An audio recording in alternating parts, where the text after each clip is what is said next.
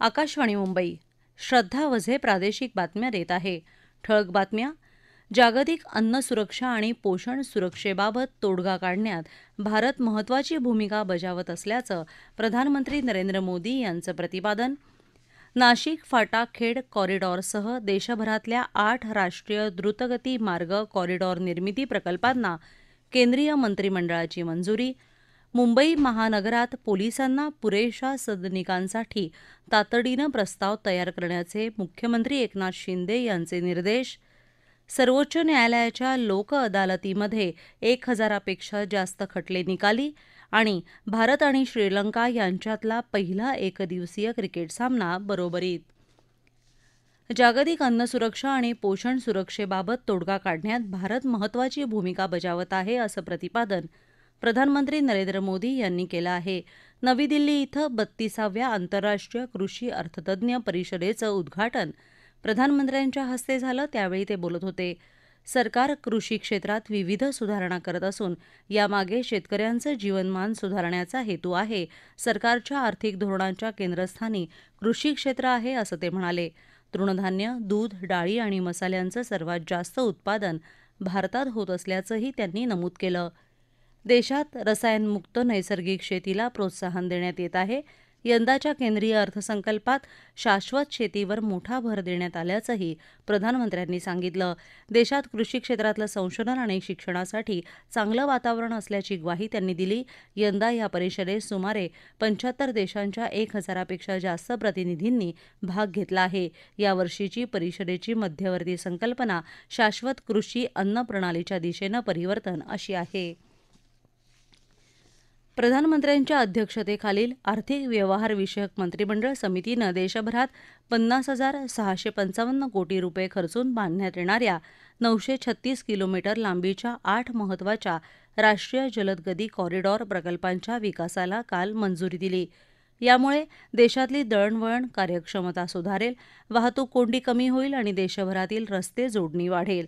यात महाराष्ट्रातल्या 30 किलोमीटर लांबीच्या 8 पदरी नाशिक फाटा खेड कॉरिडॉरचा समावेश आहे. हा कॉरिडॉर पुणे, पिंपरी चिंचवड आणि चाकण यांच्यासारख्या प्रमुख आर्थिक केंद्रांना जोडेल. यामुळे इथल्या आर्थिक विकासालाही गती मिळेल. या निर्णयामुळे देशाच्या आर्थिक वृद्धीला चालना मिळेल आणि रोजगाराच्या नवीन संधी उपलब्ध होतील असं प्रधानमंत्री नरेंद्र मोदी यांनी म्हटलं आहे. पश्चिम घाट क्षेत्राअंतर्गत येत असलेल्या महाराष्ट्रासह 6 राज्यांमधल्या 56,800 चौरस किलोमीटरपेक्षा जास्त परिसराला पर्यावरणीय दृष्ट्या संवेदनशील क्षेत्र म्हणून घोषित करण्यासाठी केंद्र सरकारकडून नवीन मसुदा अधिसूचना जारी केली आहे. महाराष्ट्रासह गुजरात, गोवा, कर्नाटक, केरळ, तामिळनाडू या 6 राज्यांचा यात समावेश आहे. 6 राज्यातला हा परिसर पर्यावरणीयदृष्ट्या संवेदनशील क्षेत्र घोषित झाल्यानंतर या भागात उत्खनन, खाणकाम आणि मोठ्या प्रमाणात पायाभूत सुविधांचा विकास आदी कामांवर बंधनं येतील असं सरकारनं स्पष्ट केलं आहे. मुंबई महानगरात पोलिसांना पुरेशा सदनिकांसाठी तातडीनं प्रस्ताव तयार करण्याचे निर्देश मुख्यमंत्री एकनाथ शिंदे यांनी दिले आहेत.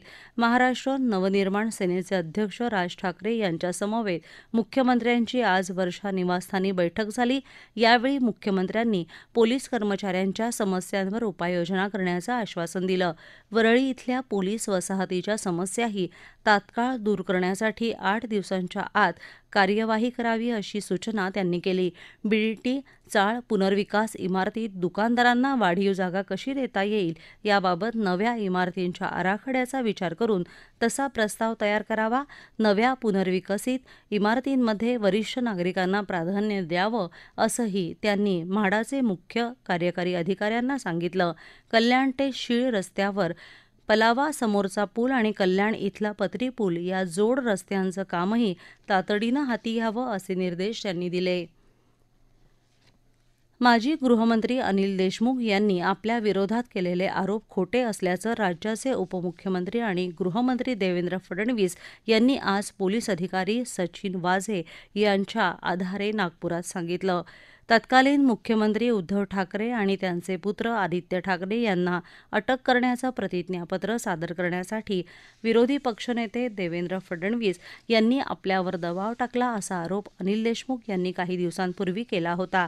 दरम्यान देवेंद्र फडणवीस यांनी उच्च न्यायालयानं सचिन वाझे याच्या गुन्हेगारी प्रवृत्तीवर नोंदवलेलं निरीक्षण ध्यानात न घेताच आरोप केला आहे, अशी प्रतिक्रिया अनिल देशमुख यांनी दिली आहे. आपल्या विरोधातल्या आरोपांवर स्पष्टीकरण देण्यासाठी सचिन वाझेसारख्या अपराधी व्यक्तीची मदत फडणवीस यांना का घ्यावी लागते, असा प्रश्नही त्यांनी उपस्थित केला आहे.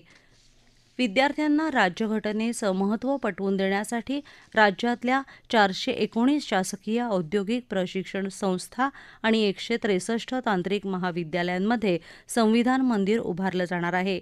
स्वातंत्र्य दिनाच्या निमित्तानं येत्या 15 ऑगस्ट रोजी एकत्रितपणे या संविधान मंदिरांचं उद्घाटन ऑनलाईन पद्धतीनं होणार असल्याची माहिती मंत्री मंगल प्रभात लोढा यांनी महाराष्ट्र राज्य कौशल्य विद्यापीठ इथं आयोजित पत्रकार परिषदेत दिली.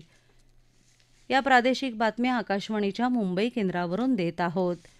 सर्वोच्च न्यायालयानं आयोजित केलेल्या लोक अदालतीमध्ये 1000हून अधिक खटले निकाली निघाले आहेत.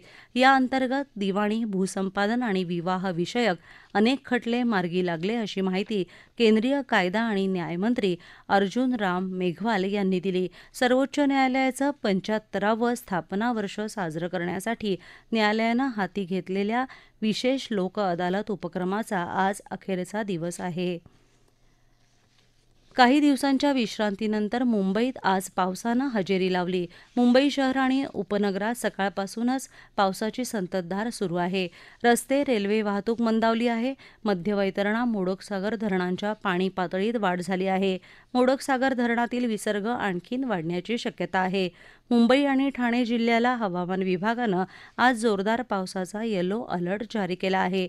रायगड, पुणे, रत्नागिरी आणि कोल्हापूर जिल्ह्यांसाठी मुसळधार पावसाचा ऑरेंज अलर्ट जारी, तर सातारा जिल्ह्याला अतिमुसळधार पावसाचा रेड अलर्ट जारी केला आहे.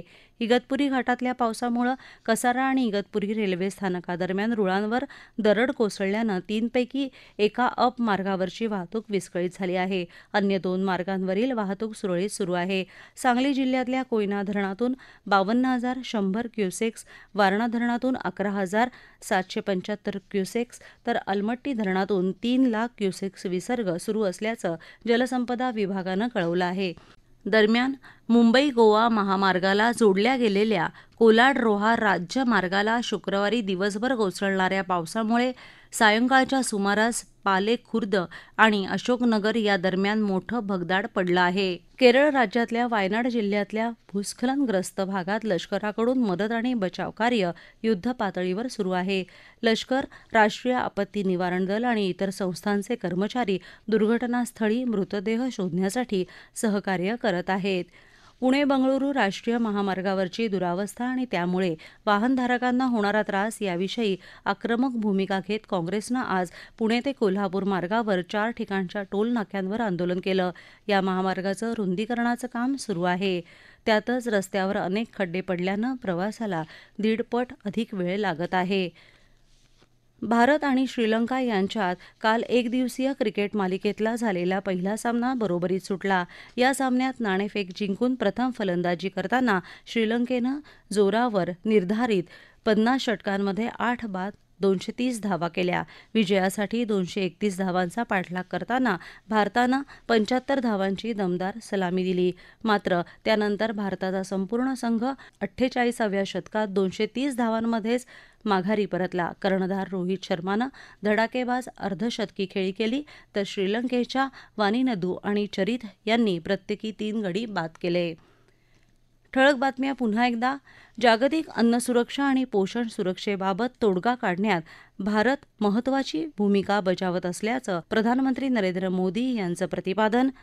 नाशिक फाटा खेड कॉरिडॉरसह देशभरातल्या 8 राष्ट्रीय द्रुतगती मार्ग कॉरिडॉर निर्मिती प्रकल्पांना केंद्रीय मंत्रिमंडळाची मंजुरी.